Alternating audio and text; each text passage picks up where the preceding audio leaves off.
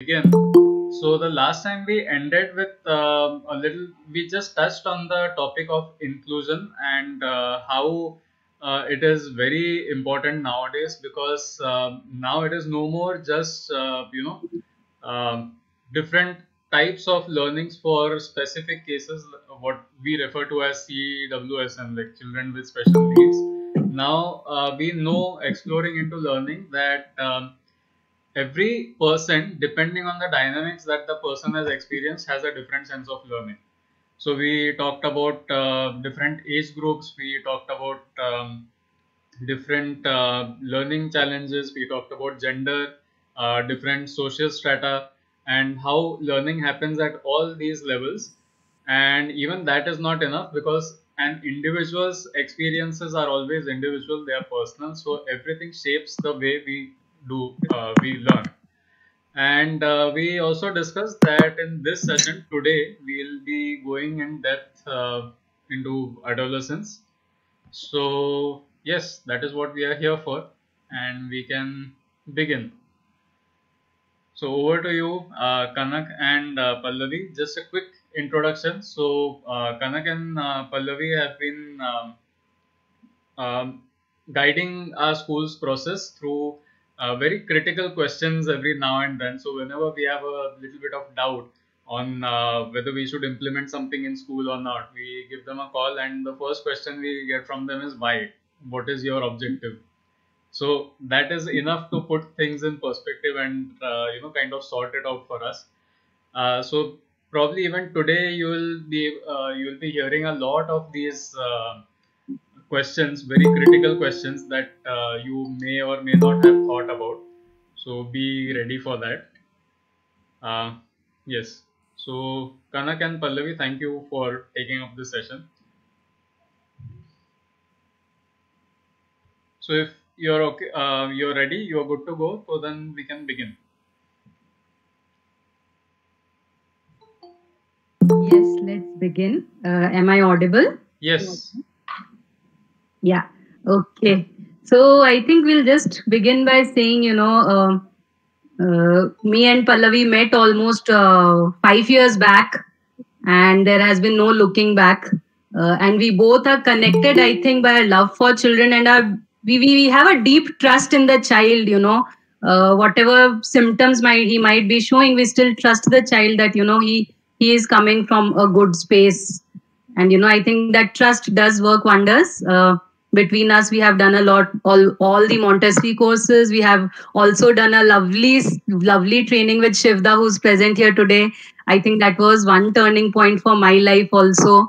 And we work extensively with parents. We work with schools, and yeah, I think that kind of, and I think our biggest learning has come from ourselves being parents, with two children, each of us, one adolescent and one younger one. So I think that is where our biggest learning has happened. Whatever we have learned from various people, we have tried and applied it and seen results. How each child can be so unique, so beautiful. So we have experienced it ourselves. I have also been an educator in a school, so I worked firsthand with children. Pallavi works a lot with parents, especially with designing spaces for children. Right spaces, simple spaces. So yeah, I think that is an introduction we wanted to tell about ourselves. And thanks a lot, Hardik and Neeta Auntie, for giving us this opportunity. I hope all of you present here go back with a different view of the adolescent. Pallavi? Yes, thank you, Kanak. I think, and yes, and you have done all our thank yous and welcome. So, without further ado, let's head into the session and let us unravel the mystery that it is. Yeah, let us begin. So we want one thing. Yeah, sure. Go ahead. One thing we want to say before we begin is that this session, is going to be very, very interactive. Let us all remain on mute because we are a lot of people, but please keep typing in the chat box. We are going to keep asking you questions, and because that is how we function. Otherwise, it gets very boring for us and for you to just keep listening. So yeah, you all be ready to be typing again and again and again. our first question comes, what is your perspective of adolescence? How do you think, and what do you feel about teenagers, the issues, these strengths, whatever, whatever your experience says. So please start typing in. All of you, I would request all of you to give your inputs here. Yeah, Pallavi? Yes.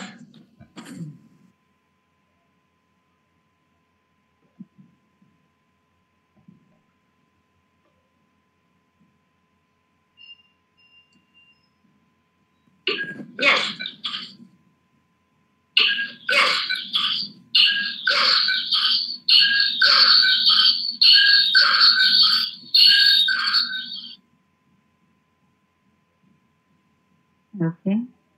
Okay. Transition from being a child to adult. Adolescence is a work in progress, a bud and bloom, a possibility about to find itself and develop. It is the age of defining every aspect of life, an explorative plant. Okay. Quite interesting, because typically the responses we get they're very difficult to deal with, and which is also true to some extent. Real challenging. Yeah. They keep their doors closed and not ready to take anything. So true. And any not just a perspective, I think any kind of challenges or issues too. So let's look. And generally when we talk about adolescence, what kind of things we hear. We may not feel the same, but we hear a lot of people saying that kids were difficult to understand, a big challenge. Okay.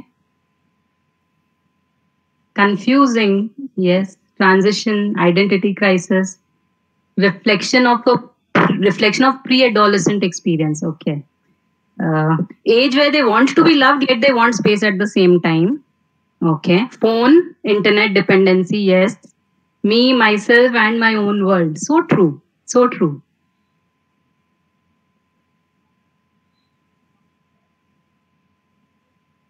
Trying to create their image in society. Mm-hmm.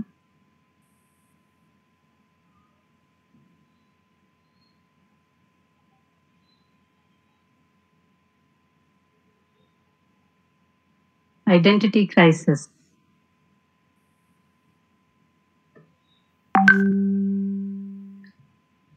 A small child according to parents, but very independent and grown up as per the child.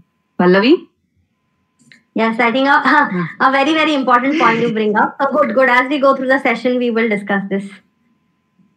Maybe should we move ahead?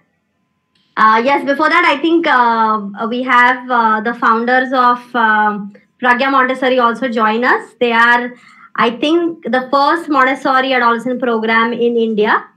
And we were very fortunate to take a adolescent orientation at their school, and they were amazing hosts last year. So welcome to both of you. Hi, Pallavi. Thank you.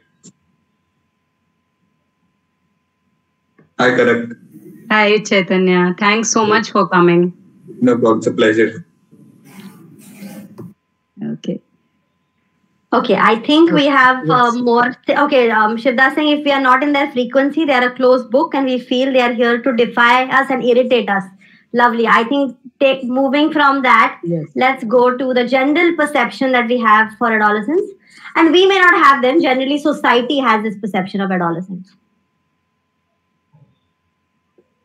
So they are moody, lazy, stubborn, don't care about family, only want to spend time with friends, very secretive, don't want to study.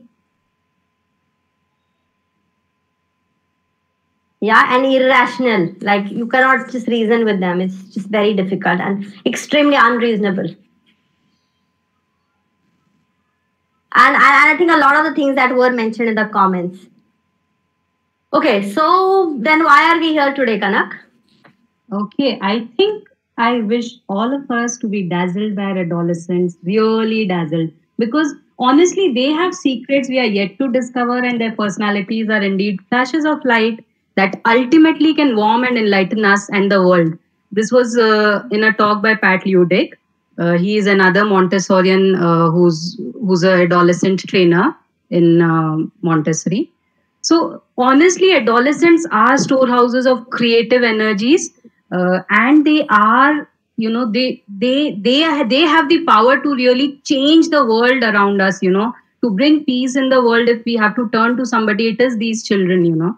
And we I mean, it might seem not like that right now, but hopefully by the end of the session, we would see them in a better light and really understand these children. Yeah. So I think let's move to the next slide, Pallavi. The flow we want to take today is that we will introduce, do a small introduction to how Dr. Maria Montessori formulated her theories about the child, how she divides or categorizes children, and how each group will be different by age. Then we will want to deep dive into the adolescent, understand his characteristics, what he is going through, his point of view. And then we will talk a little more about the Montessori's plan for adolescents at home, at school, as an educator, as a parent. What is the support that I should give my adolescent, as an educator or as a parent or as a person in society who generally is, around adolescents. And we will also discuss about how suitable or not is project-based learning for these children. Okay, Pallavi? Yes, let's move. Yes. Yeah, so we're very, very, this whole 4 planes of development has really been a game changer for me and Kanak both to understand the child, because as we go over, we will see, because if the child is different and has different needs in every plane of development, then our approach also has to be different. So let's look at the first plane.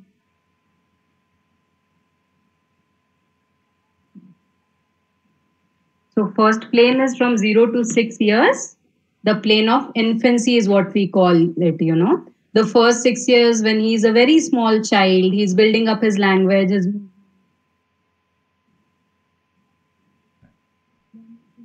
own work. So first 6 years is about starting to know the world in which he is born and, starting to being a part of this world. And in the next 6 years, which is 6 to 12 years, that is the second plane of development. So while the first plane of development is a plane of rapid change, a newborn in 2 months, he's, turning around, in 4 months, and in 6 months, he's crawling, sitting, walking. So there's a change happening very fast. Second plane comparatively is a calmer period. It's very calm, peaceful that ways. The child is strong, his immunity has built up, and he now has different goals. He has understood his immediate world. Now he has different goals, which we will discuss later. So the second plane is the plane of childhood from 6 to 12. At around 12 years, and let's know that the 0, the 6 or 12 or 18 is not an exact number. It can happen around that age. It could be 13 for somebody and 11 for another child. So at around 12 years, the child will hit puberty and he will enter into his teenage or adolescence. So the third plane is the plane of adolescence. Now he's no longer a child. He is now a young adult. So Dr. Montessori calls this person a young adult. So who is now stepping into adulthood, but just learning how to do it.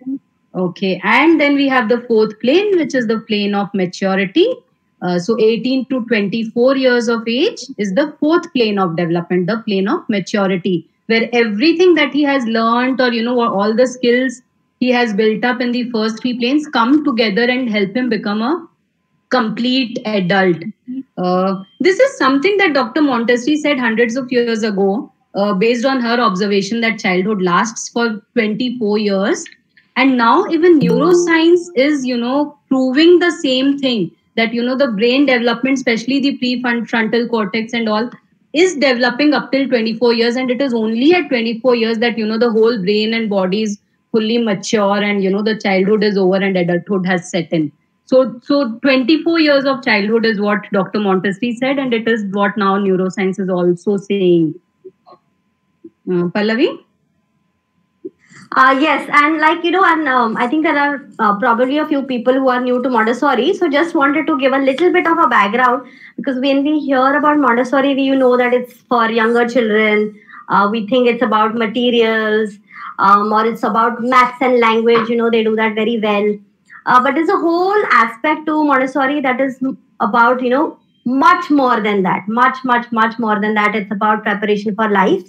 It is not about materials, activities, and it's based on a very deep scientific observation across time, culture, geographies, that children showed these characteristics in those specific planes, and the fact that they did that. So even if they, no matter where they were, no matter in what social strata, this was observed no matter what country, right? It's like these are universal. Yeah. Yes, these are universal, and also they are by nature, right? It is nature that drives this. So it's not like she created these things. She observed them, and then this is what she based her education on. So we can also think like a butterfly. Okay, when it begins, it is an egg in its own small circle. Then it becomes a caterpillar. The needs of caterpillar are very, very different, right? It has to move around. It has to eat a lot of leaves and be very active. And then it becomes a pupa again. It's very different looking from a caterpillar, right? You cannot think, the same pupa is the caterpillar which was moving around everywhere and now so lethargic, just in one place, visible. We feel it's doing nothing, just being in its shell. And then the butterfly comes in fluttering everywhere, right? So how each stage of butterfly is very, very different. The needs are different. The way this baby the child of butterfly feels is very different. Just like that, children will be very different in the first 6 years of life, which is the first plane. They will be very different in the second plane. Again, another different form comes in the third plane of adolescence, and another form comes in the fourth plane of development. So we are going to focus majorly on the third plane today, on the plane of adolescence. But just to build a little background about where the child is coming from, maybe we'll take 2-3 minutes or 5 minutes to say a little more about each of these planes.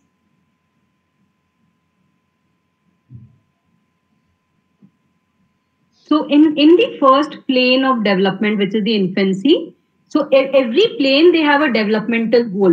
So in the first plane of development, which is infancy, the child has to build his physical independence, that he can walk, he can run, he can reach where he wants to, he can do what he wants to. He has control over his body movement, body functions. He can communicate. The basic communication skills are built up, He can talk about what he needs and what he feels. So the physical independence, right from a newborn who has like hardly any movement, very little movement, to a 6-year-old who's running, jumping everywhere and doing all his work himself. So first plane is about physical independence. Now when he has got this physical independence, his body is strong enough and he can communicate. He has got his language. While he was born, he had no language. At 6 years, he can talk very fluently. He can express himself, right? So then on this base, in the second plane, he wants to build his thinking capacities. Now he knows his world. Now he's strong enough. Now he wants to build his thinking capacities, what we call the intelligence. And intelligence is not just knowledge. It is about applying knowledge, about, being able to synthesize, criticize, assimilate, collaborate. All these are intelligences, right? So now in the second plane, he will be building his thinking capacities. So the second plane child is very hungry for knowledge, and to, he will grab it how and wherever he gets it, he will take it up. In the third plane, now he has already built his physical independence in the first plane, his thinking capacities in the second plane. Now in the third plane, he is a young adult. What do we do as adults? We are part of the society. We earn. We are economically independent, right? So he is now trying to get his economic independence and social independence. And this is the goal for adolescent, economic and social independence. We will be talking a lot more about it in the whole presentation. So we'll leave it here. Since he is a young adult, he wants to be like how an older adult like us is. We are economically independent and we are a part of society. So he wants his economic and social independence. And in the fourth plane, this same young adult will bring everything together and arrive at his spiritual independence. Spiritual independence, means that the mind, the body, the heart, everything, the soul, everything is beautifully connected. He is a whole holistic person who is very comfortable with himself. He's very sure of himself, and when he enters the society, he enters it as a very, very strong person who knows his capabilities and who can respect himself and respect others. So that is the spiritual independence. Pallavi? Yes, and you see the arrow, it continues, right? Development continues, we always continue. So it's not like a stop at 24, yes. So let's look at the learning tools. Now that we know that, each plane has specific goals, Dr. Montessori saw that there was certain specific ways to support this development, support this goal. So in the first plane of development, a child learns through his senses, which is why you must have seen a lot of Montessori classrooms. There's a lot of materials, there's a lot of things that the child can hold, touch, feel, pick up, put down, do a lot of manipulation with water, yeah, go ahead. And even at home, whenever we see this young child, he is wanting to grab everything, touch it. The youngest, 4-month-old, 5-month-old wants to put it in his mouth to figure out how it feels and looks and tastes.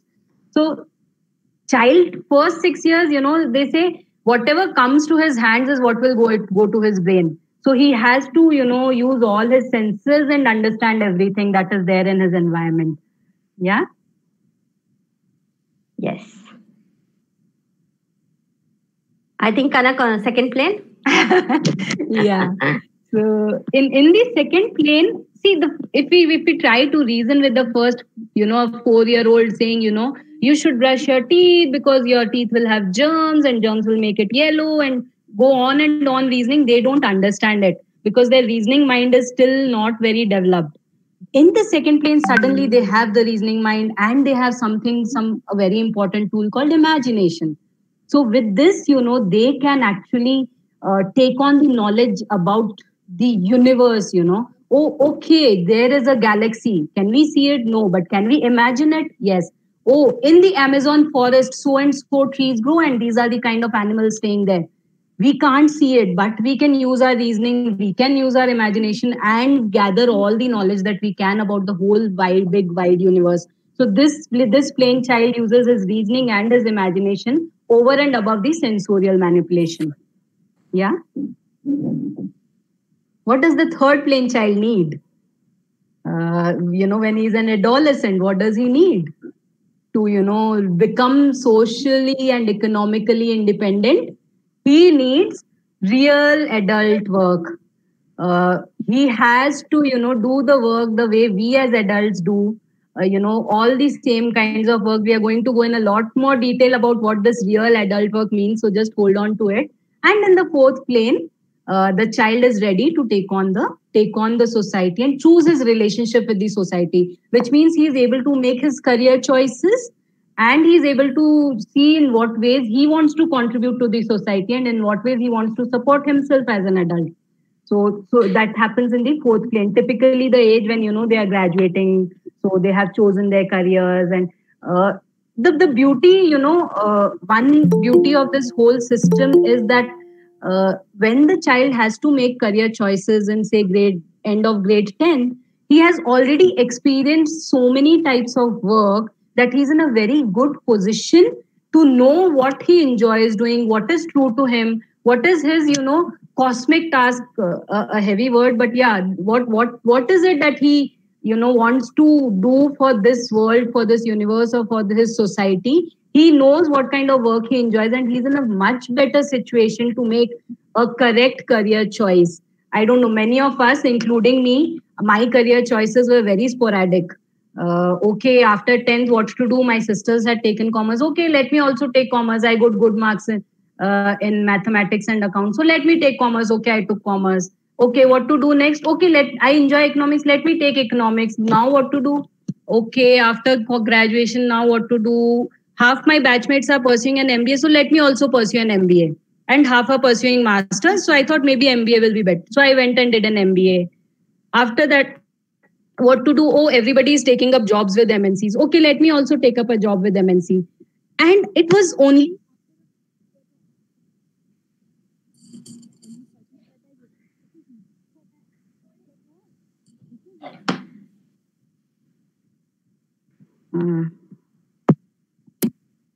Can you hear me now?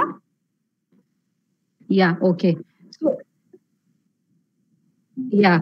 It was only in my early 30s that I realized that this is not what I want to do in my life, with my life. All this is great. I have job stability. I have a good career. I have a good family, children, everything. But is this really what is true to me, true to my soul? Is it my calling? No.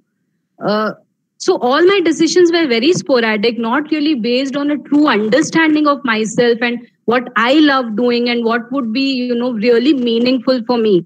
So when we talk of the Montessori method, it really gives opportunities to children at all these levels to understand what is it that is true for you and what is the career choice, what is the kind of life that will be good for you as an individual, that will make you happy and satisfied with your life. So I think that is one beauty of the whole method. And especially so for the third plane adolescents, the program that Dr. Montessori has, built up. It is beautiful because children are in a way better position to decide which way to proceed with their careers, what kind of relationship to choose with the society.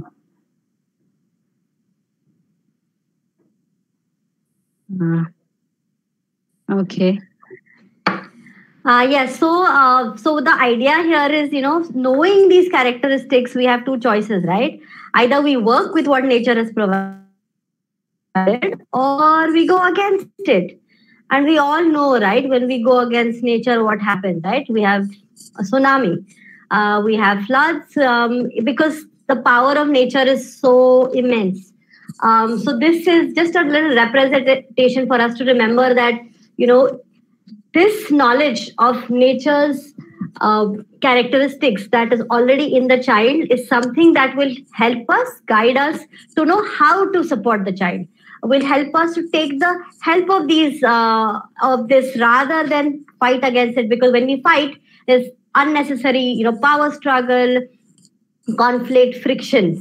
So I think, yes, in anything to understand in nature, we must know its characteristics, right? Be it a plant, be it an animal, be it anything. So let's find out what are the characteristics of the adolescent.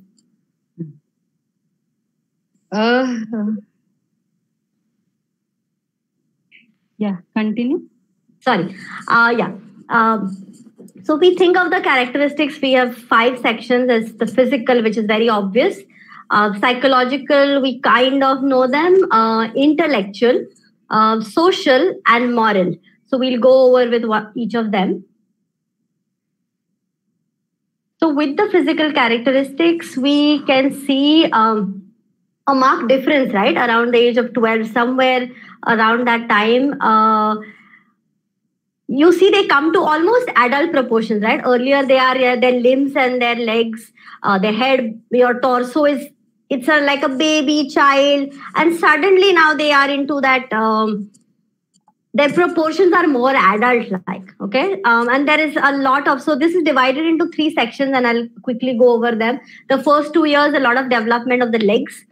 The next 2 years is the development of the chest and the thorax. And the last 2 years, there's a lot of muscular strength. Like real... that is one of the reasons we need to remember this to... when we support this adolescent, they need manual work, that muscular strength needs an channeling, needs an outlet. Let's go to the other physical characteristics. You'll also see they become very awkward, they become less graceful. I've been noticing my son will start bumping into furniture. He's been in this house all his life, but suddenly he'll start bumping into things because his body is grown, right? And he is kind of still trying to grapple with where his arms and legs are moving. I think what also happens is, since the whole development doesn't take place together, right? The first 2 years only his legs are growing. Okay, and the next 2 years his chest and thorax are growing. So that voice change will happen in children typically around 14 to 16 years. And then finally, in the end, the muscular strength builds up to support everything. And then that is the time when, they become the beautiful adult that they are meant to be. So especially the first 2 years, they feel very awkward about themselves because their legs are long, they are thin and lanky. And, the proportions, their balance is disturbed. So a lot of coordination challenges, like Pallavi was saying. Yes, and a lot of energy. Like you see this drastic, suddenly super energy, and then suddenly very lethargic. Don't want to do anything. So this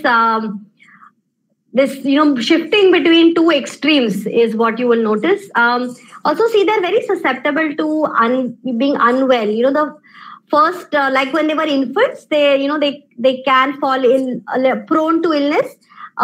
Between the 6 to 12, you see that they are not, they're much more stable. They barely, even if they get hurt, they'll just be like, it's okay, I didn't get so much hurt, and they'll move on.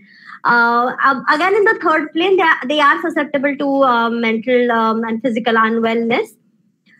Also, a big change is the hormonal change. I think that we are all aware of. There is the pituitary gland secretion beginning, and a lot of estrogen, progesterone, testosterone, the body becoming ready to reproduce.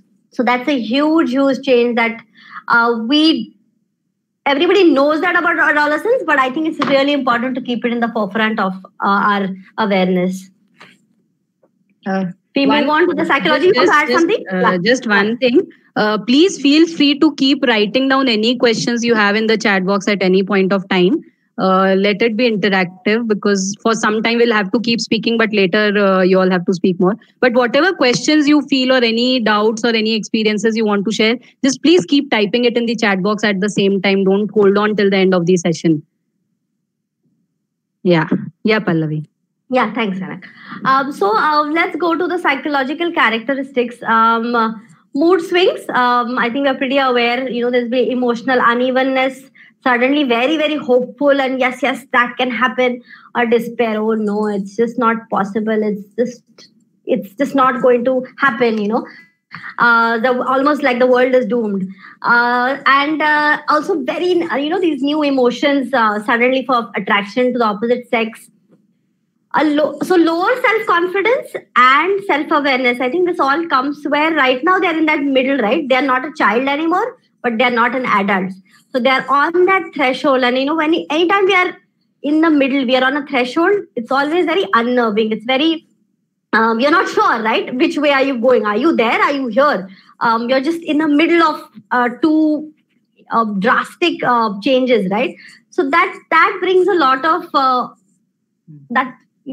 not sure, right? You just don't know which way are you going. Are you a child? Are you an adult? Are you a child? Are you an adult? So that kind of brings a lot of, and also the whole body changes. So that is adding to your, lower self-confidence. You're doubting, am I looking okay? That all that thing in the mirror starts, am I okay? Should I wear this? Should I not wear that? Kanak, you want to add something? Yeah, what would my friends think of me? Yeah.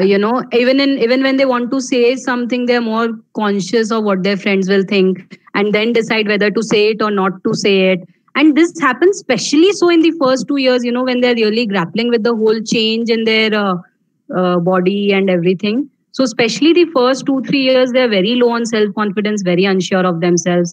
And I think our role here comes in helping them, providing this surety. How do we do that? I think we'll be discussing later when we discuss the details of what kind of a program. But our role here is to support them and, give them that unconditional love, to really hold up that, that image of that 18-year-old, that you will be so beautiful physically and mentally from your beautiful mind. So we have to hold it up for them. We have to help them increase their self-belief here. We cannot tell them what has happened to you. Why are you behaving like this? That adds to their self-doubt. So then they're even more confused and, even more in despair. So we have to build up this optimism for them over here. I feel that is a very, very important role that we as adults have to play. Yes, so true, Kanak. We have to be the bearers of that vision. We have to hold it for them, since right now they cannot see it for themselves. Yes. Okay, I Yes. think more. Yeah. In spite of all their self-doubt, they are suddenly developing a lot of critical thinking. They're capable of a lot of mature thought, but not about something, in the society or something far off. What is true to themselves, some situation that they are in, they can really give it a lot of mature thought and take decisions. They are very creatively expressive because, especially, self-expression in terms of art or dance or drama, whatever works for them, or writing or doodling really helps them come to terms with their unsurety, with their psychological doubts. Uh, and I think the biggest thing over here is they become very impulsive and very highly risk taking. These children suddenly get those dopamine rushes. It's not a great example, but when we take some alcohol or drugs, we feel that high, right? These children want those highs all the time right now because their dopamine is flowing. Okay. So we have to give them the right opportunities with which they can feel that high. Otherwise, it is very easy for them to take up the wrong thing because they need that high. Yeah. So what kind of right opportunities? We will come to that. But they need that instant gratification from what work they have done. They have to see those results instantly, and feel good about it. That is very important for these children. I think let's move ahead, Pallavi. Yes. Now that they are going through so much physical changes, psychologically so unsure, everything, all their energies are, going towards understanding what they are going through and, trying to come to terms with the new person that they have become. There is a visible drop in intellectual power, especially in the first 2 years of adolescence, from 12 years to 14 years. So maybe typically we could think of it as grade 7 and 8 children, maybe. Yeah. It doesn't mean they have become less intelligent. They're still very, very intelligent, but they have a reduced capacity to take in more knowledge just from, say, books or something. Now, when they need knowledge, it has to be in a different form. Trying to read, just to quote an example here, when I was an educator with grade 7 children and I'm wanting to teach them trigonometry, and they're like, why do we need to learn trigonometry? Oh, it's very exciting, it's beautiful, the sine and the cos and the tan, it's really beautiful, you will love the beauty of it. No, we are not interested. Oh, it's used in astronomy and it's used in construction. We are not constructing anything. We are not going to be astronomers. We don't need it. Why do we learn it? Yeah. So just in case you become an astronomer, or just in case you want to construct something, you will use this, doesn't work for them, right? So that kind of knowledge, which is just pure abstract knowledge, which doesn't have any connection to their lives, just in case they need it in some time, just does not work for them. Yeah. They need something else. They need just in time. Okay, I have to build, a barn here for my new animals. What all knowledge do I need here? Oh, I need to understand my sine and cos and tan, because I need to understand the angles at which to make the roof, and I need to measure the lens. Okay, so maybe I'll have to learn it up. So if they have a real need for which they need to learn something, they will be very, very happy to learn it and they will take it very eagerly. So unlike the previous younger child of 6 to 12 years who was, wanting to take in knowledge from wherever they get, this child will take in knowledge which is useful for him right now. Pallavi, you want to add? Yeah, it's like, how as adults, if somebody had told us 6 months ago, now you need to make sure you're prepared for work from home, you need to be prepared for masks and all these things, you would have been like, why should I be prepared? What is happening? I can go to office. What is there? But as adults also, right, we now, when we needed to be, like, so me and Kanak also struggle that we always like doing personal workshops. Suddenly we are like, oh my God, now we have to go online. Okay, but when we needed it, right, just in time, we now figured out. We now became, we're figuring it out. We are on technology. We are figuring out how to work from home. So as adults, we did that, right? So it was just in time when we needed to use it. We're learning how to use it. Yeah, today we learned Google Meet. We have never used it. Yes, exactly. Yes. But we do learn when we need it as adults. So these children are also young adults, adolescents. So they will also need it. Yes. They will also learn things what they need right now. Not really, okay, let me learn French or let me learn Mandarin, because someday maybe China will take over and Mandarin will become the official language. So let me learn Mandarin today. Doesn't work for us, doesn't work for them. They have to learn what is needed right now. Yeah, but then what do? We say, okay, the way we right now our society is designed is we say, okay, no, but you have to study. Okay, now you're not studying well, so let me put tuitions for you. Let me put extra classes. Let me put other classes to just make sure, because we come from a place of their interest, right? Interest. This is the age. Grade 7 to 10 are the most critical academic years apparently in our system. When you really have to focus on study, leave everything else and be in this quicksand, this daldal of studies, when that's the last thing they want to do, okay? Their nature is not designing them for studies at this age, for sure. They will study, but in a different way, not through books and not through this. And, you don't want to study, wait, I'll put more tuitions on you also. So we are like putting them deeper into that quicksand, into that daldal, with more tuitions and more extra classes and everything. They need to study, but they need to study in a very, very different way is the point here. They need to study in a way which is just in time and not just in case. Yeah. Yeah. So we'll move on to our next characteristics, the social characteristics. If we look at the first contact that this child has of society is in the womb. Okay, that is the first contact they make with society. We'll move on to the next stages. The next place that they really social circle for them is their home, right? That is their immediate circle of society. Their home, their parents, maybe their grandparents, and that is it. We move on to the next circle. The child goes through, it's the neighborhood, then he's widening his circle of society. It's his neighbors, his extended family, cousins, uncles, aunts. As he moves through that, his next circle of society becomes school. He starts meeting unknown adults. He starts meeting people of his age. That's his next interaction with society. And his next interaction, so school, college, we just mean, everything in that sense. And the last circle is the society, the whole of his immediate, like work circle, his community where he offers, contribution, everything, right? Then you can go on to the global society, the whole world. So here, what happens to him is he becomes a social newborn. When we mean that, and when Montessori was saying that, what she means is this child suddenly has to now expand his social circle into the society.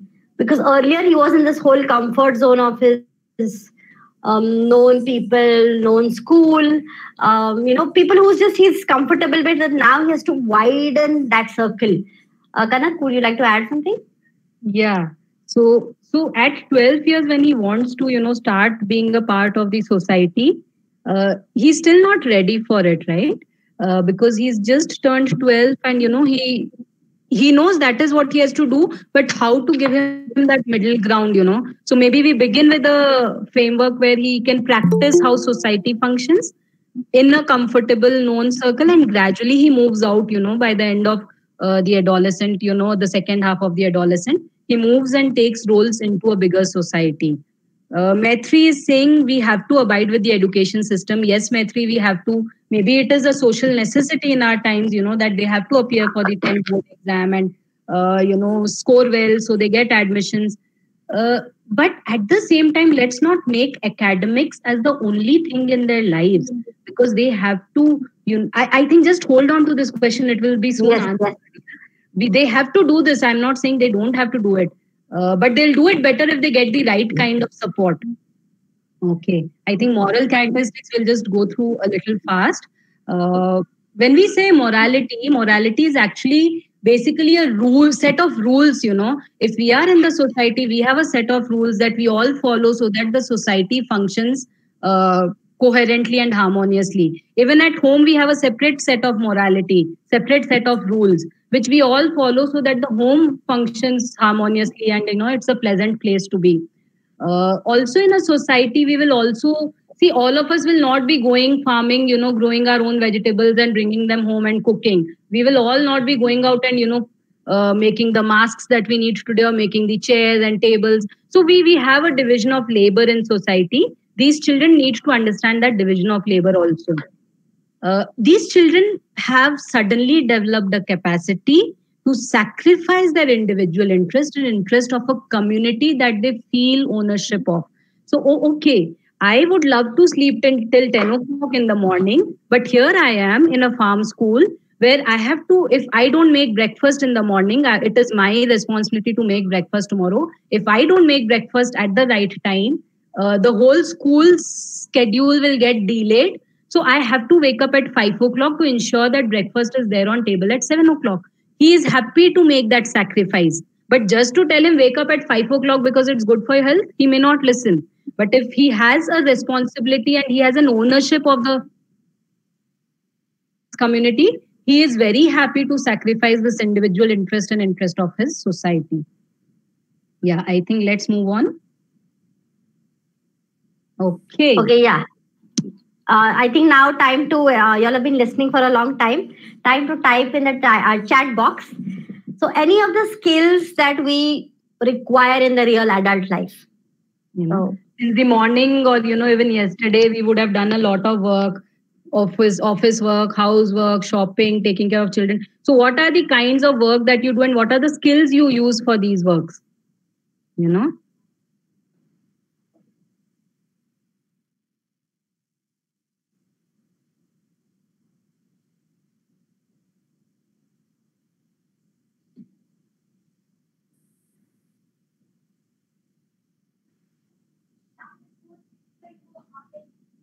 Okay, here it comes. Decision making, problem solving. Okay, what else? Organization, balancing.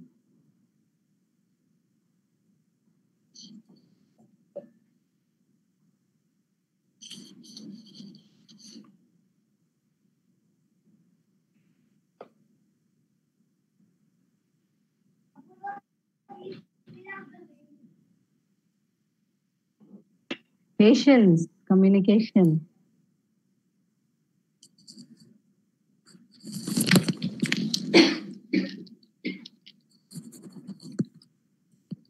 Okay. Emotional competency, impulsivity versus responsiveness.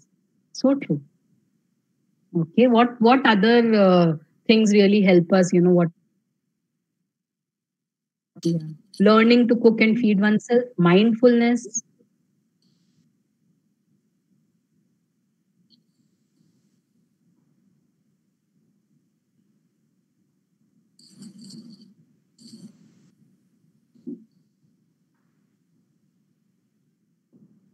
Time management, adapting to new challenges, survival skills. Yes. Adjustments and understanding.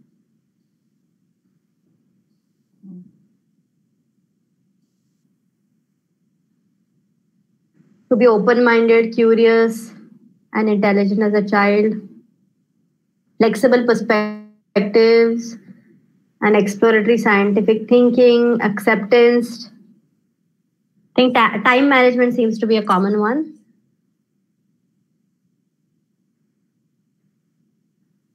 Individual thought processing, future planning.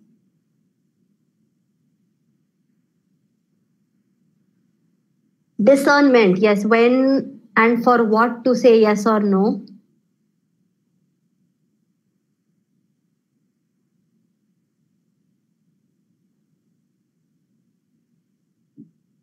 Okay, should we move ahead, Pallavi?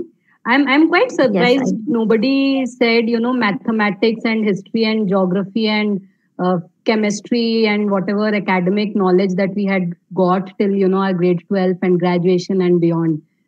Seems none of you have mentioned that as very important skill, except one of you mentioned scientific thinking, but that also again wasn't that pure science really that we use.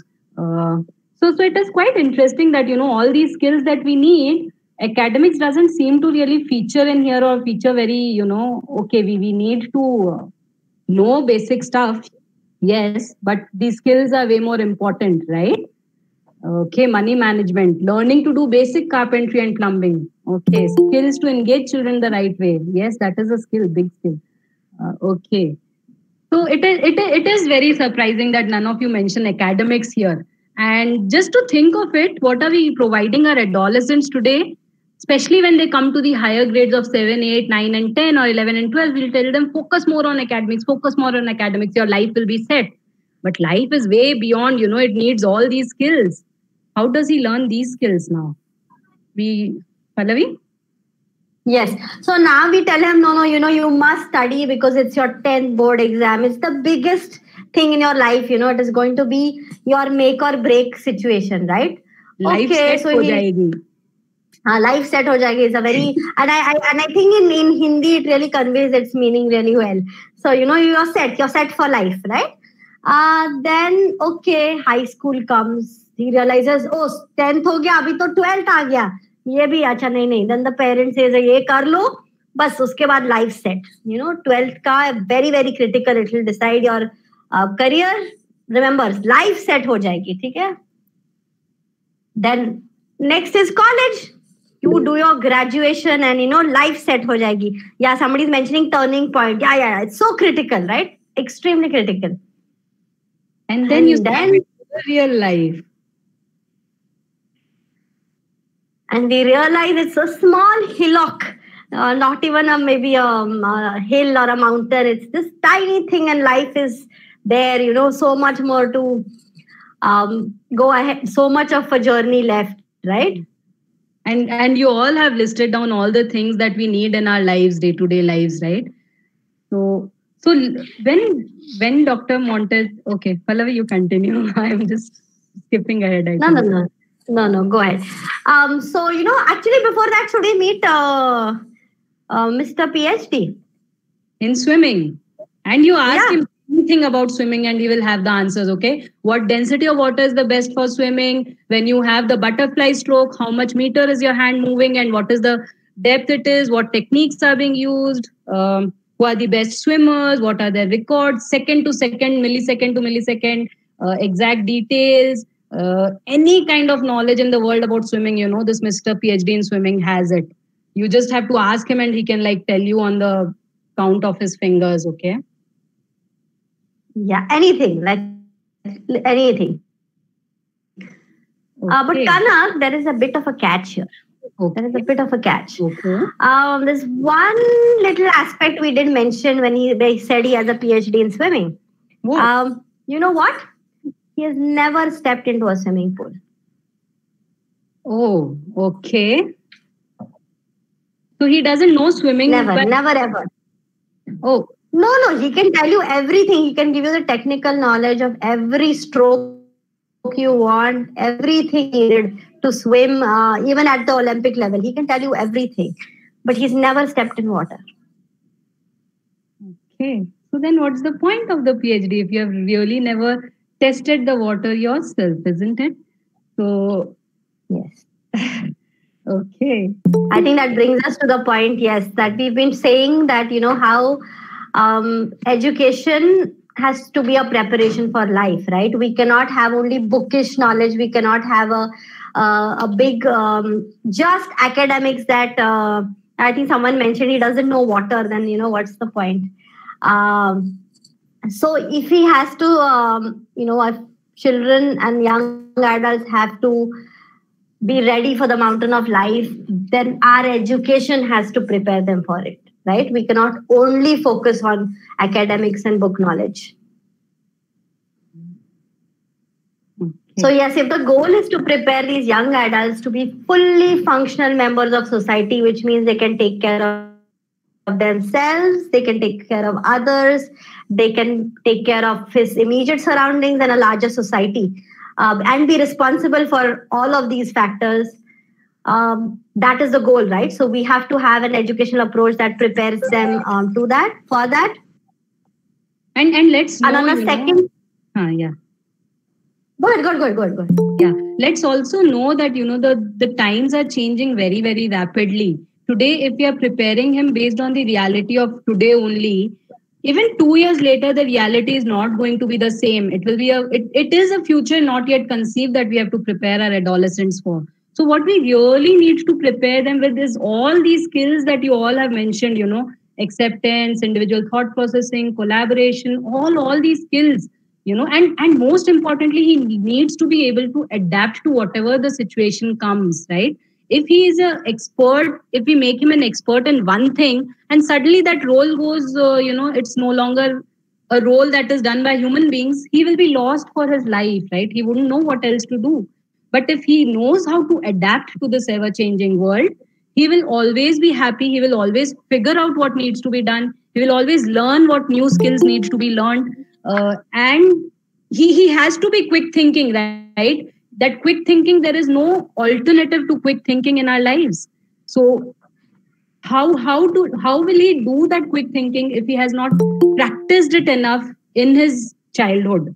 So in his childhood and in his adolescence, he needs to practice the skill of being adaptable, being quick thinking, problem solving, collaborating, doing actual work, learning to do, I'm just reading from what all you had said, survival skills, time management, growing food and cooking. So all these things are something that the child should be practicing in his childhood and in his adolescence, so that he's really ready for life when it comes at, whenever he starts working or starts staying on his own. So I know so many of us, so many of my friends, nice, good degrees, engineering, MBA, good job, and suddenly we don't know what to do with the money we have earned. No clue. Oh, okay, now I have this money. How do I spend it? What do I spend it on? How much on what? How do I invest? What's the best way to invest? No clue. Oh my God, I have to now take care of this house. How do I do it? Earlier, my mother used to do it. My father used to do it. I have no clue how to take care of the house, and how to, take care of myself, take care of my house, and then take care of others also, right? So how to do all these things? Clueless. So let's not set up our children for that kind of a life. They should know what they're stepping into and be very prepared for it. Yes, academics is important, and we are not saying that they shouldn't do it, but these are the bigger realities which we have to prepare them for. I think Yes, now so we should move into the how to do it. When we begin how to do it, Dr. Montessori always says, work, give the child work. So let's first think of what is work. When we say work, for you, all of you as adults, what does work mean? What is included in work really? You all have to start yeah. typing. What all is the work that you do on a daily basis, or sometimes occasionally, or what are your responsibilities that you have to take care of? Now, making nutritious food, cooking simple things when left alone. Okay. Oh, maybe that was for the earlier. Yeah. My chat is coming with a lag. Pallavi, I think you will have to read. Yes. We are waiting. I think that was for the earlier question. People have mentioned kitchen skills important for both men and women. So we'll wait. People are, I think, still typing away.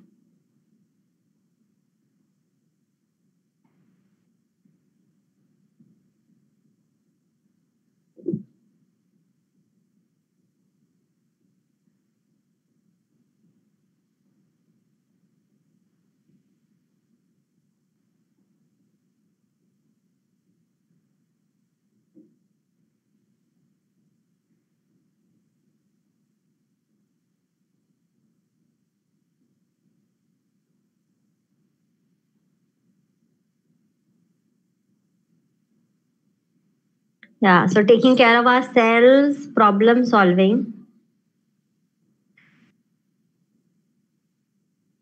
Means of livelihood. Okay, yes.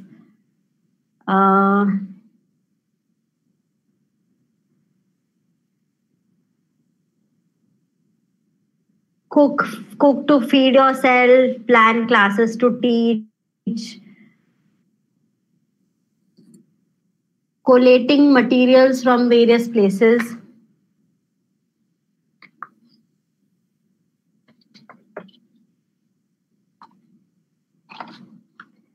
So Kanak, I'm just going to go to the next slide so we can put it under these categories. Yeah. So as I read it, so I'll read it and then you can just help in the category. So earlier somebody said means of livelihood.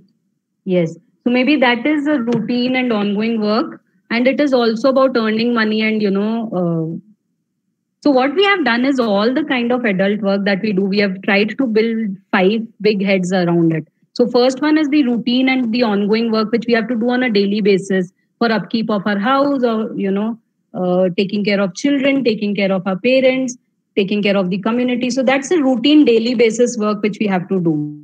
And then there are these occasional responsibilities, which come once in a while. Okay, there's a wedding at home. Oh, in the community, suddenly we have got a need to build something, build or do redo the whole house. So these are occasional responsibilities which we take care of. Or somebody got hospitalized, so again that becomes an occasional responsibility. As adults, we earn money and we manage the money also. We have responsibility towards others, about with our family members, with our society, and another kind of work that we do is study. We are constantly wanting to upgrade our skills. Study may not be study, but upgrading our skills also. So if all the kind of work that we have mentioned here fit into one of these categories. And there's a reason. Yeah, there's a reason we've put this into these categories, because this is going to help us on what kind of work to offer to the adolescents. Okay, so there is. So I think let's try and be familiar with this slide. So which is going to help us when we work with adolescents. Yeah. So, because we usually don't think of them in these categories, we just think of them as work. Like, everybody's saying so many kinds of work, right? So that's the reason why it's categorized into these 5 types. Yeah. I think let's move to the next slide. Yes. Okay. So what are your feelings about the work that you have to do as an adult? How do you feel about it? What do you think are its characteristics?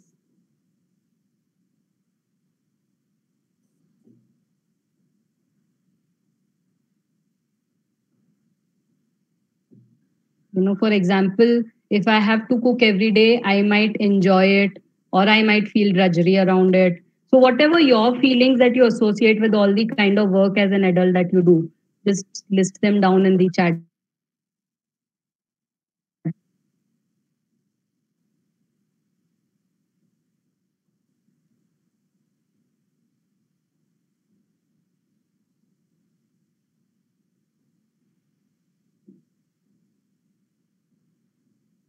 Monotony, feeling of satisfaction, both alternatively. So true. Responsibility.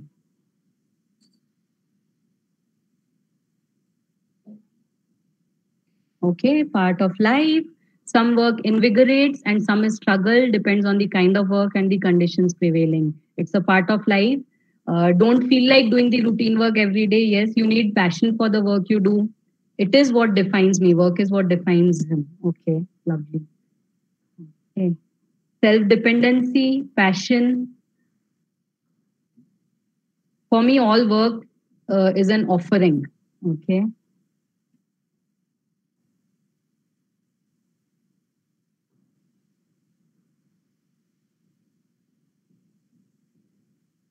Sometimes gives joy, sometimes it's a duty. So true.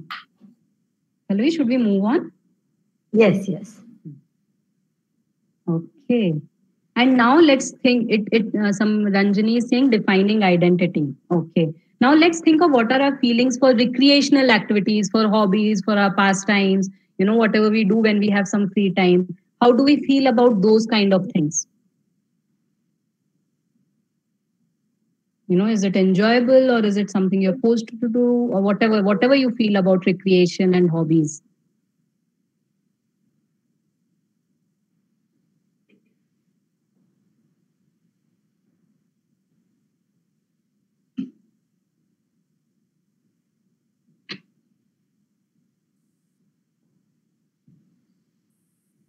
satisfying.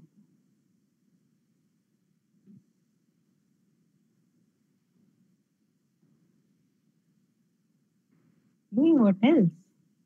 Fresh. Okay, it refreshes you. Yes. Regenerative. It is a source of relaxation. Comfort zone gives happiness. Hardik says, I'm fortunate to be in the field where both of them greatly overlap. Okay, we'll come back to this overlapping. Energetic refueling refreshes our mind and body and prepares us for next day. It depends on what you do. Something you wanted to do or something you don't like matters. Okay. Okay, Pallavi, I think let's move ahead. Okay, so we saw what is work. We saw what are our feelings towards work. Mostly it is about purposeful.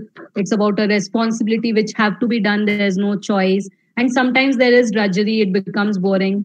And it is important that it builds our sense of contribution, builds our self-esteem, builds our confidence when we do work, right? That, yeah, we can contribute to the society or to the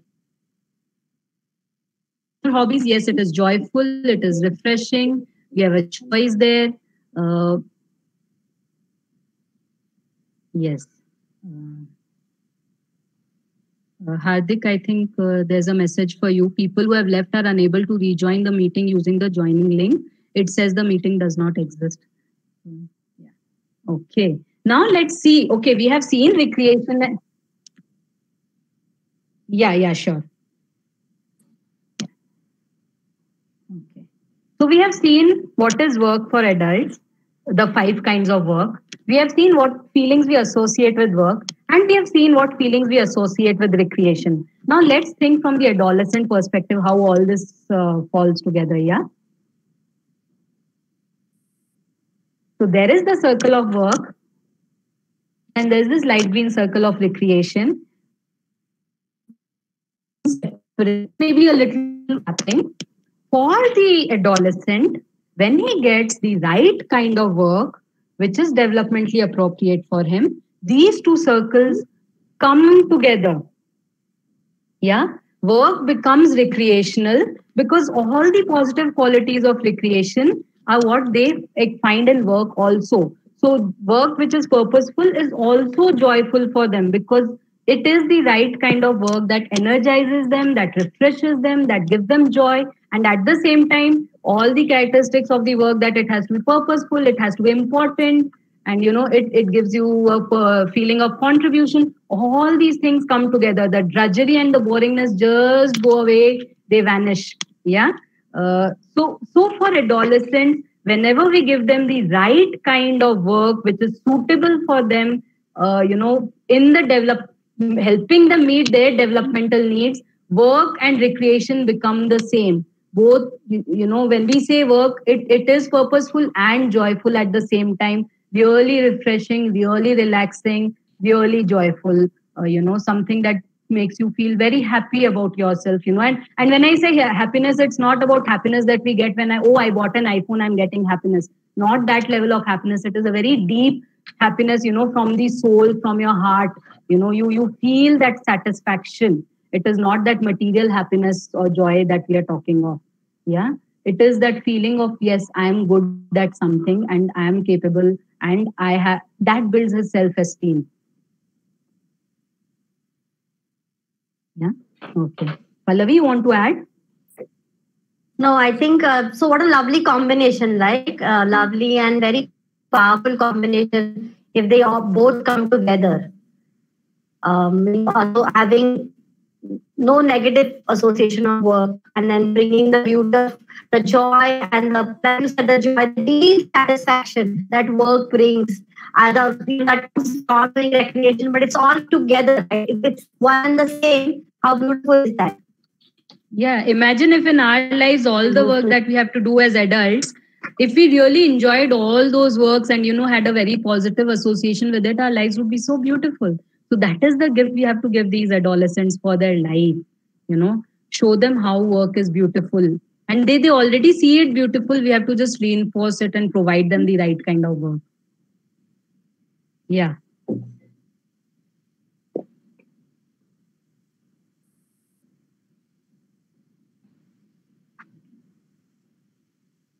You want to Right. share a few quotes from Tanya Montessori? Yes. Our observation of children has made us realize that work is man's fundamental instinct and that the child can work from morning till night without ever feeling tired, as if his labor were part of the order of nature. Fatigue is not natural. It is not the result of work, but of the working the wrong way. The child does not work without getting tired and proves to us that we have immense untapped energies. Also, another quote, all work is noble. The only ignoble thing is to live without working. Okay. Isn't it so true? Where no matter whether you're a child and at any stage of life, work is really like if you look at old people, when they don't have work, they feel so miserable. They have to be dependent on everyone. I don't feel I'm capable. I'm just feeling useless. So you see how work is really something that really adds to your confidence, self-esteem, feeling that yes, you are capable, you can contribute.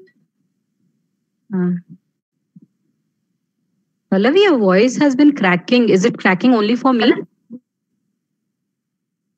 Yeah, I think your voice is cracking a lot, Pallavi. It's coming and Okay, going. Yeah. Okay, can you move to the next slide? Yes, I have moved. Yeah. So, what is the right kind of work for the adolescent? Let's come to that. You remember we talked about the 5 kinds of work for the adults? Next slide, Pallavi.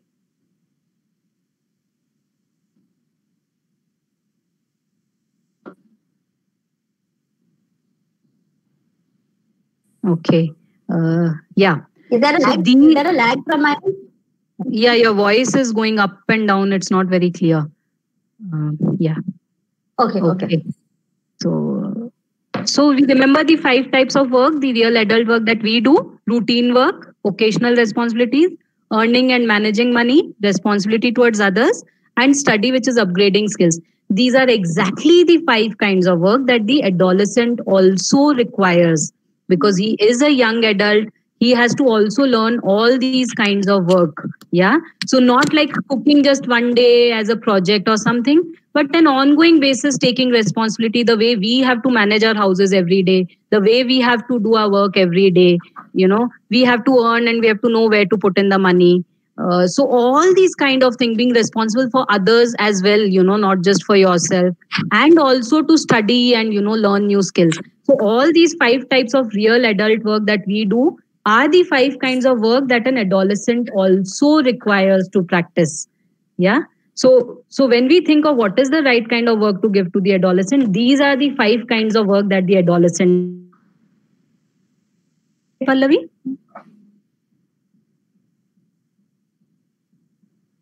And where can we find such kind of work for the adolescent? We can find this work where we are right now. We can find it in our homes. We can find it in our local communities, maybe in our housing societies, in the school, in our own job or business that we are doing.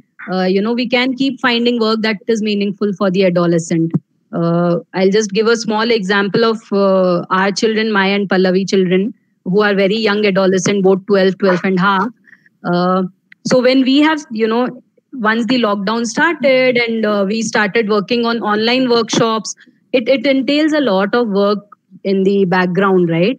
There we have to make forms, we have to take payments kahan aayenge, Google Pay, ye wo, and okay, somebody has filled the form, not paid, somebody's payment has come, form has not come, some coordination, somebody will say, please add this number to the group, I'm not being able to see this, I'm having internet issues. So all this background work has been taken care of by our adolescents. And I and Pallavi are almost scared to think if we had to take care of this work also, we'll go mad. But all this work has been taken care of by our children. Making the presentations, Pallavi's son Apurva has helped so much in making the presentations every time we are doing talks. See, when we have a physical group, a presentation maybe not so important. We didn't use so much of presentations. But now online, especially sometimes internet issues will be there and all. It helps if everything is put up on the screen. It helps the participants.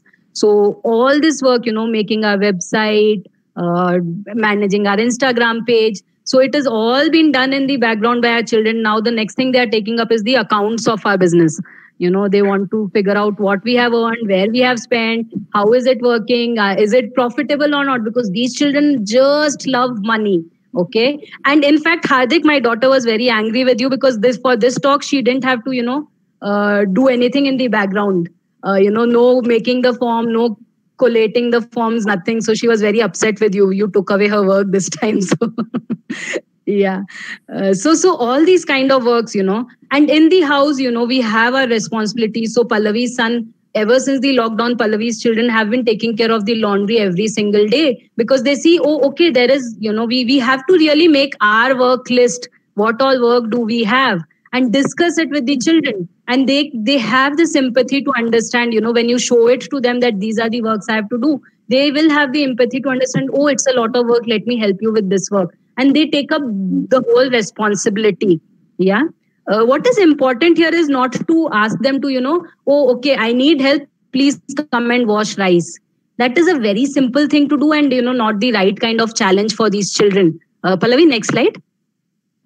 Not the right kind of challenge for these children. They need something more challenging. So they will be happy if they are responsible for a meal. They cannot still be responsible, and it shouldn't be over challenging also, right? You can't say from now on the whole house you will run. I am sitting back and, just watching you. Doesn't work. But, from now on you will be the CEO of this company or this business. Doesn't work. They're still not ready for that level. But it has to be challenging enough for them. Otherwise it is never satisfying for them. Yeah, so it can't be as simple as you're washing rice or, just cut these vegetables and give it to me. I will make it. It has to be a bigger responsibility than that. Okay, can you make the lunch today? That kind of a responsibility. Or, can you help make my website? So that kind of a responsibility. And since these are lockdown times, otherwise a lot of manual work, farming and all are also very, very appropriate for these children. And they need to see results. They need to have a choice. If we say, okay, maybe sometime later in the future, we will need to, be shifting to some other city. So let's start, removing things from our house, which we don't need to carry. They're not interested. If you are moving right now, they will be very happy to figure out what all things we don't want. So they have this dopamine rush. So they need things of instant result, especially in the first 3 years of adolescence. Years, they're still much more settled. So especially from 12 to 15, they need to see results, quickly. Instant doesn't mean like right in 5 minutes, but in a very short period of time. And they need real adult responsibilities. Let us not contrive projects for them. That satisfaction that, see, when they actually, for example, when Pallavi's son has taken care of the laundry for now 3-4 months every single day, he realizes that if I don't do my work, the family will struggle. What will they wear, after 2 days? They will not have the kind of clothes that they want to wear, what they wish to wear. So it is a responsibility. He sees that he is contributing. Because of him, the machinery of the family is running very smoothly. If he doesn't turn up and do his work, however tired he might be, the family will have to struggle with it, right? And he realizes, oh, I am contributing. I am doing something for the family. I am doing something for the business. That gives him a sense of self-esteem, which nothing else, no amount of knowledge can give, That gives him that confidence that I am capable. I can do something and, create a positive change. So this is a right direction that his energies needs to take, this adolescent energies needs to take. If we don't give them this right direction, it will go in all the wrong directions. And I don't even have to get into what all wrong directions we see the adolescents taking in today's world. It is in a large sense because they're not getting the right responsibilities, Pallavi? Yeah, I think, and is my voice back again? I tried to shift the internet. Now it's very clear. Yeah, I think you said all. I think there's just one thing I wanted to add is, when we want to give them responsibilities, say of, cooking a meal, we also have to remember we have to scaffold them. So if they have never stepped into the kitchen, then we cannot expect them to make a whole meal, right? So we have to be around them, be there for whatever help they need. The goal is for them to do it independently, but initially, yes, you will have to scaffold. You know how you scaffold a building till it needs repair work and you're there, but it's temporary. It is not to be used as a like Kanak was saying, Abhi, I'm just going to you're not neglecting them to say, no, now you just do it. I'm just going to go and do my other things. It doesn't work like that, right? They have to work in collaboration, but they want to do real adult work. So not just very simple things like, okay, that factor of responsibility has to come in, that factor of really meaningful and priority, right? As adults, we do priority work. We don't today cook for 7 days later, right? We cook for today's meals. We cook maximum maybe for tomorrow's meal. So they need that. They need that priority. You cannot give them projects that, oh, acha, it will happen someday. Why don't you make a cake for next month? Maybe, we'll go to that friend's birthday. It doesn't work for them. Yes. Yeah. Okay, let's move ahead. I think it's already 12:25. So in very short, for adolescents, Dr. Montessori says two things are very important. First is work and study. And it's interesting that she says work first and study second. Study has to stem out from work. Yeah. Okay. So if they are going to do farming and they are seeing the soil, the crops are not coming out well, then they have to figure out, what weather conditions work for that crop, or, what kind of nitrogen cycle, how does it work, what kind of ingredients we have to give to the soil. So a lot of study can happen around work because they need that knowledge and they will lap on to that knowledge. And the second most important thing for the adolescent is solitude. They need a lot of me time when they are just by themselves, maybe doing nothing.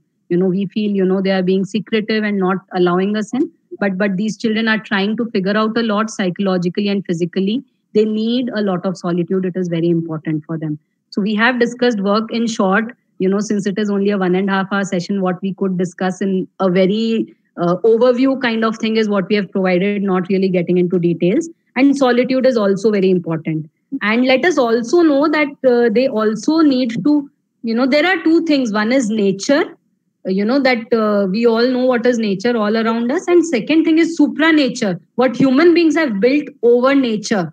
That is also very important and part of the reality of today. So when our children step into the society at say 2024, they will be building on from what has already been built by human beings. So they need to understand nature and they need to understand supranature also. So both are very, very critical. Yeah, so a right mix of both is very important for them. Nature heals, nature soothes. It helps them, do away with all the negative energies, lethargy and confusions. It calms them. It has therapeutic effects for them. And supranature is also equally important for these children. I think now let us just move ahead and watch a video. It is a short video from Pragnya Montessori School in Hyderabad. They are following the Montessori Earth Kinder program, and we have Chaitanya and his father, I think, from the school with us today. So maybe we'll just see this short video and discuss it a little and close it. Hardik, is that okay? Because it's 12:25 already. Okay. Yeah. Okay. Pallavi? Yeah, I think my internet has a bit of a lag. So just hold on for a second. Can hear you very clearly. Yeah. The video is a little longer too. You may have to mute yourself.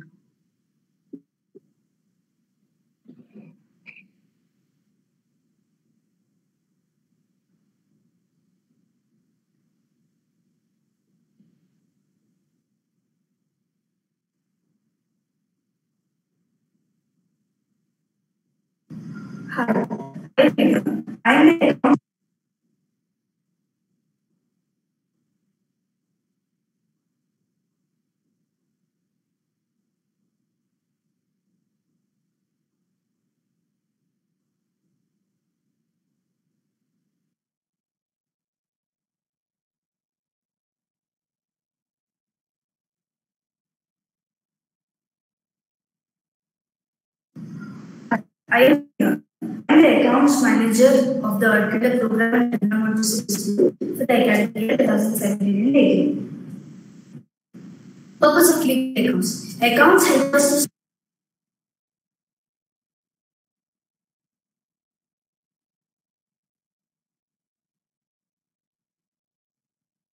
with our money. They keep a record of income and expenditure. They make a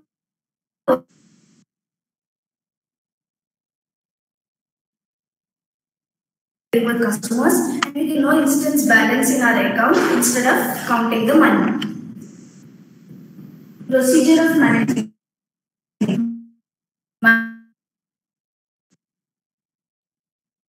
The sales will be given to the managers of the products in the sale. The managers note it down in their account sheet. Then they hand over the money to the accounts. Together once. Pallavi, it's very, very unclear. The voice is really breaking. Expenditure and income for the year 2017. Okay, 1 second. I put the link. Hardik, can you put down the link from your thing? I put it on the chat, the link. Yeah. I think maybe you could see it from your, yeah, I think it's better. I think mine is very, very short. Yeah. Thank you.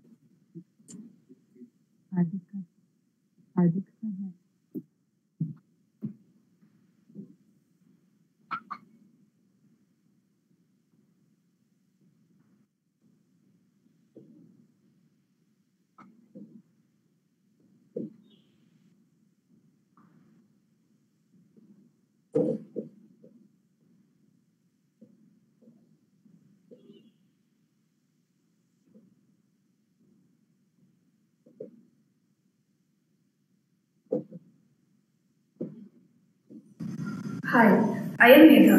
I am the accounts manager of the Architect program in Pragya Montessori School for the academic year 2017-18. Purpose of keeping accounts.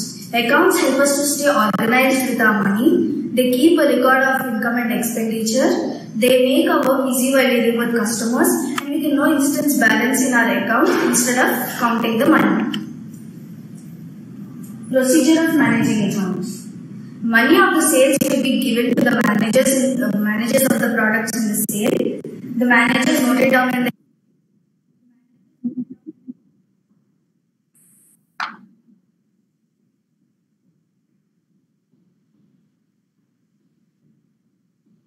their account sheet. Then they hand over the money to the accounts manager. Money is put together once noted in the accounts register by the accounts manager. Expenditure and income for the academic year 2017-18. So here I plotted a graph to show the comparison of expenditure and income. So in September we had our income more than our expenditure. In October we had our income more than expenditure. In November we had expenditure more than income. Again in December we had our income more than expenditure. So there were many ups and downs for us in income and expenditure in September 2017. We started our account with the snack stall. We put it on the occasion of primary family day. We sold various snacks like cookies, lemonade, etc. We got good income, and our income was more than our expenditure. In October, we started farming. We started terrace farming, and we even did apple jam and sold it. Initially in farming, we had our expenditure more than our income because we bought seeds and we bought the rubber sheet to put under the soil.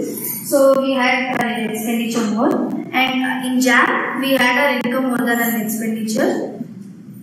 In November 2017. In November, along with farming in Jan, we even started mushroom cultivation. In this mushroom, we had an expenditure more because it was our first batch, so we had to bring all the hay, spawn and all. We didn't gain any income, we just spent, and slowly farming turned to give us good income, and in farming we had our income more than our expenditure. In December 2007. In December, along with farming and mushroom, we put another snack stall on the on the occasion of elementary workshop. We even did carpentry. In carpentry, we didn't spend anything because all the material was in school and we just used it up and sold. In snacks bar, this time we got a huge income and it was more than our expenditure. In January. January was a very different month as we didn't spend anything, we just got income. In mushroom we got income, in farming also we got income. So everything started giving us good income. In February we did again farming and we started a second batch of mushroom. So we had our expenditure more than income in mushroom. And in farming we got income more than expenditure. In March, mushroom, we didn't had any work on mushroom, but in farming, we just gained income. We didn't spend anything. In April, we started clearing everything, so we got income. In farming, we only got income, and in mushroom, we got even expenditure, but we got even income also. Profit or loss in a month. In September, we got a profit of 4,528 rupees. Except in October and November and all months, we gained good profit. Total profit or loss. So here I showed in farming how much we spent, how much we got, and what was the profit. In mushrooms, we are still in a loss of 43 rupees, and all the other things gave us profit. Food seed gave us a good profit of 11,736 rupees. Total income or expenditure. I again plotted a graph to compare income and expenditure. Here our income in food seed we had a very good income. Our expenditure was less. In mushrooms almost equal. In farming we got our income more than our expenditure. Carpentry we just got income, and in jam we spent little and gained a lot. Our future plans is to make old successful projects even more successful and profitable, and make all the old unsuccessful projects successful. We even want to start an online accounting system for the next academic year. Thank you.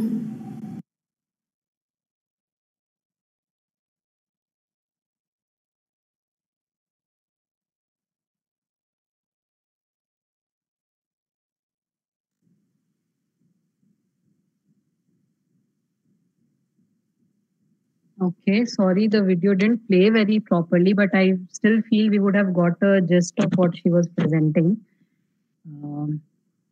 Any observations by any of you? Please share in the chat box whatever you feel about the video.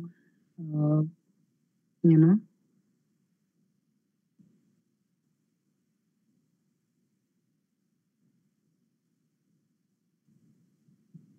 Pallavi, you're there? Yeah. Okay. So we would like you all, we agree the video wasn't very clear, but I'm still sure we got an overview of how it was done. Yeah. Okay. I think I was heard before. We will put up the link also in the YouTube description, so you can have a go visit the website and check the video as well.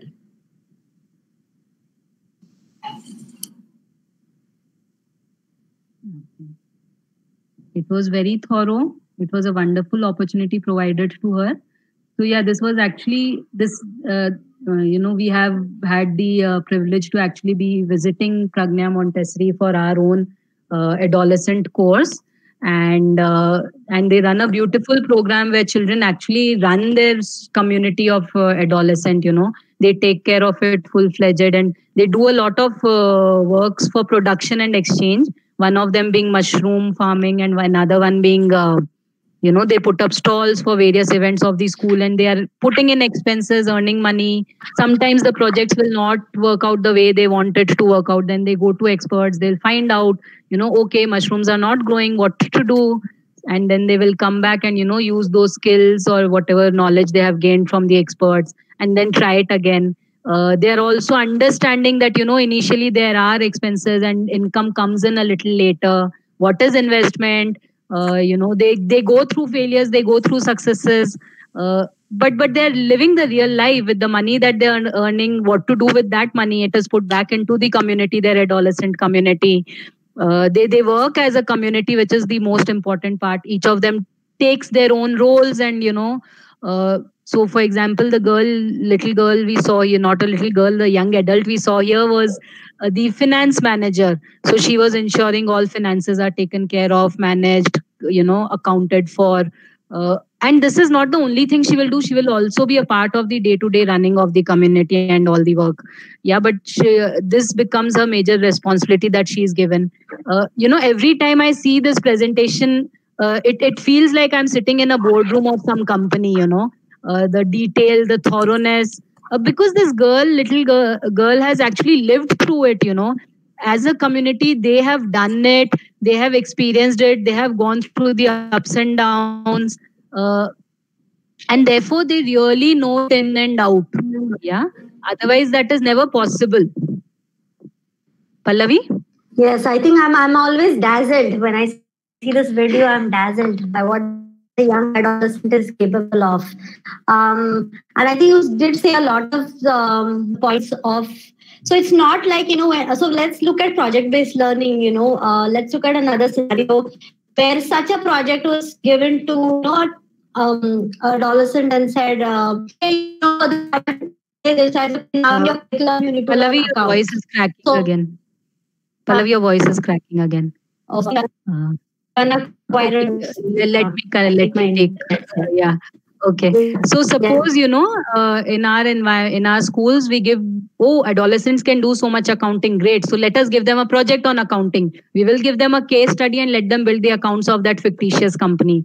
It will never be as thorough or as deep, as what accounting this girl did for a real community living that they are doing on a daily basis. It's an ongoing reality, a reality they are living on a daily basis. And compare it to some case study on which they've built some numbers.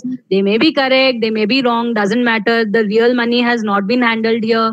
Real decisions have not been taken in case of that project. So project-based learning is good, but it is very, very limited in its, in its utility. Because it is like a pretend play. It is like, a 4-year-old playing with the kitchen set. Compare it to the 4-year-old actually working in the kitchen and understanding the nuances of a kitchen.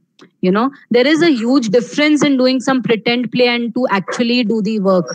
And adolescents need to actually do the work, not just pretend, there might be some fictitious company who is doing so and so business and these are the numbers, so let me build up this statement for them. Doesn't work.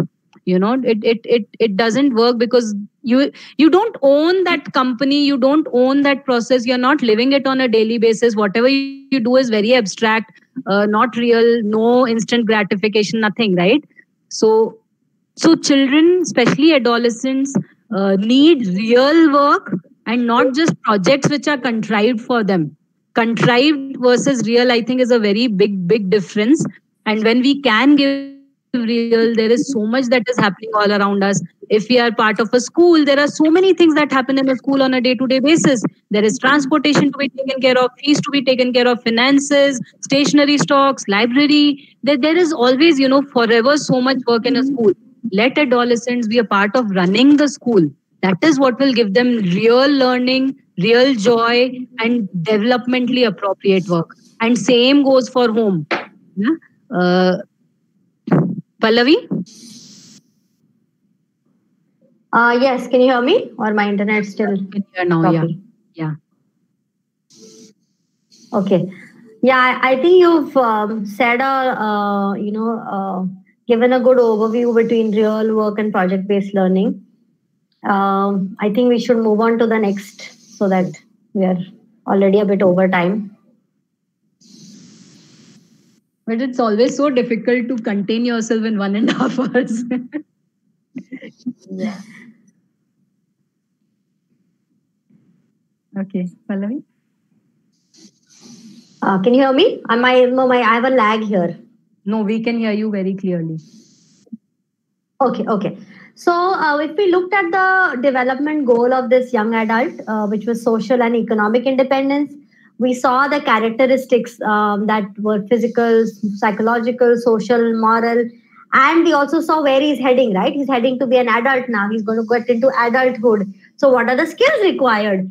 So when all these three are taken care in your, you remember them and you design a support to meet all these in mind, keep the characteristics, the needs, the goal, and the skills required.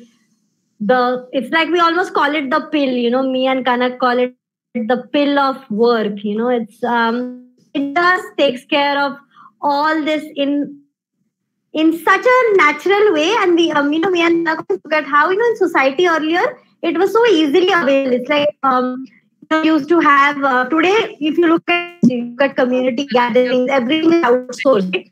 Pallavi, your voice is again cracking. Okay. Uh-huh. So yeah, let's continue with what Pallavi was saying. Earlier, when we lived as a community, all the time the adolescents were getting these kind of responsibilities. Nothing was outsourced. Oh, there is a wedding in the neighbor's house. All the houses, all the relatives, everybody is doing some work for it, right? And taking up responsibilities. There was no outsourcing. There was no caterer, and there was no event manager who will take care of everything. And our job is only to just go there, enjoy, right? So they got a lot of opportunities naturally in the society when there was a big joint family. Resources were not very limited, so a lot of things had to be made ourselves. They were not ready made available. So every time, I remember when I was young and neighboring aunt papad or something, they will just come and give the dough to every family little bit, and they will all, as a community make papads for that one family, and everybody would do it for each other. Yeah. So that opportunity now has been taken away from these adolescents.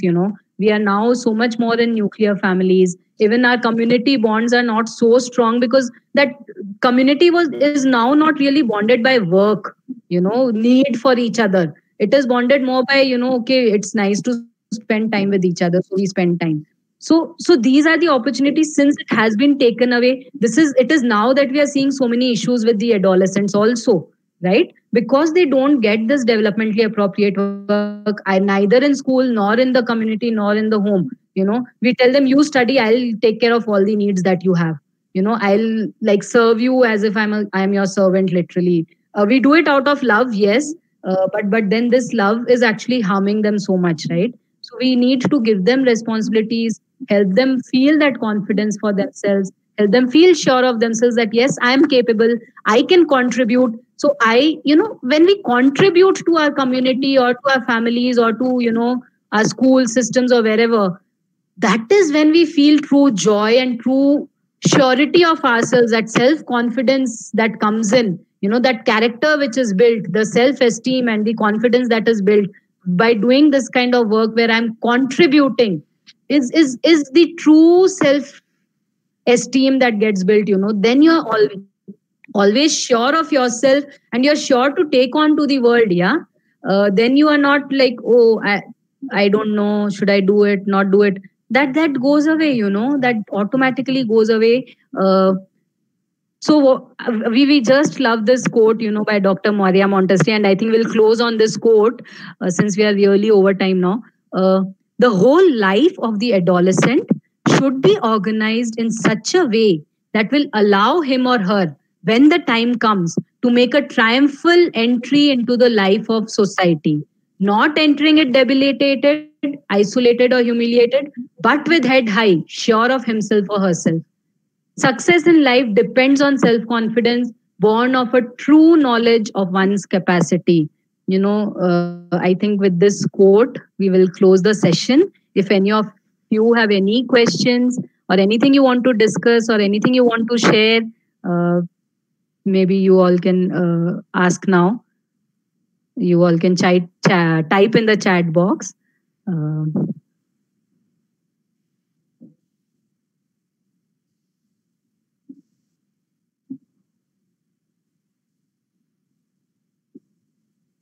Yes, sure.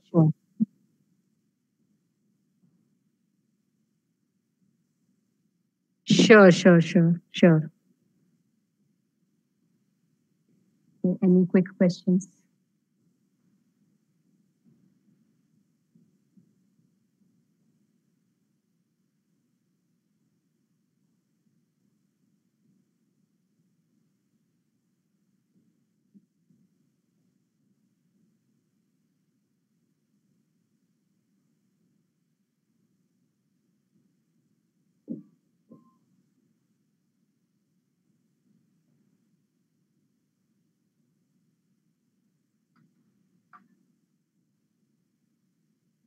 Okay, looks like we were crystal clear.